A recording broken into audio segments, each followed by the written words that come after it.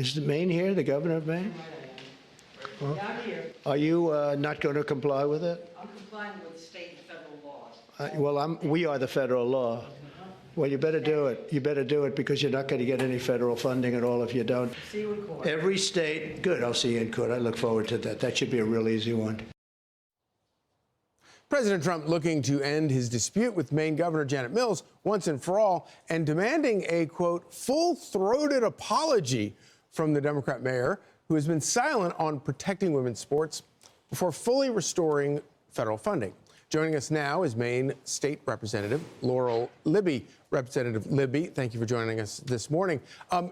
From the outside, it kind of looks like Janet Mills completely folded in the face of President Trump's threats, but I think you have a slightly different and perhaps a better informed view of it.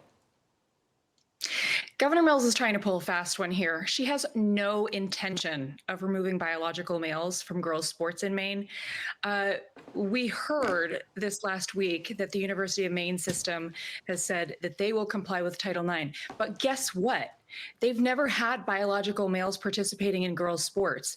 It's actually at the high school level, not the college level, where we've seen biological males participating in girls' sports in Maine. And Governor Mills, the Democrat majority in the Maine Principals Association, have no intention whatsoever of changing their policy, let alone apologizing to President Trump. Okay, so that's absolutely mind-blowing. So the problem is actually even worse than what we think because it's, at the college level it's bad, but the idea that it's at the high school level is even worse. Is there anything that that a president can do about that at the high school level? Well, the question remains the same. It's the federal funding issue. When you look at the K through 12 level, there are hundreds of millions of dollars at stake here. And that's the level where we need to see the Trump administration taking action and absolutely following through on their promise, unfortunately, to take federal funding and ensure that Maine does not receive that. It's the only way that Maine girls will see a fair, safe, and level playing field. And unfortunately, at the same time, that will harm Maine students. But I think that's the only recourse we have in our state.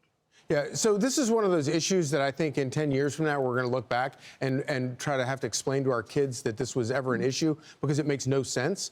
But and so I think that normal Democrats don't support any of this stuff. Do you get the sense that some of your Democrat colleagues in Maine realize what a loser this is? And hopefully, more importantly, how dangerous this is and how bad this is for children, and that maybe they should get sort of in league with you guys to actually try to fix some of this at the high school level? Everyday Mainers, absolutely across party lines, understand that it's common sense. Biological males don't have a place in girls' sports. Unfortunately, at the legislative level, we don't necessarily see that same response. The Democrats over the years have primaried out their more reasonable counterparts. Wow. And so we have really extremists at the state house level. And that's why I see recourse necessary from the federal level versus the state level and anything legislatively. Well, thank you so much for putting up the good fight and keep us informed on how things are going up there in Maine. This is not how our political leaders are supposed to be behaving. Thank you so much.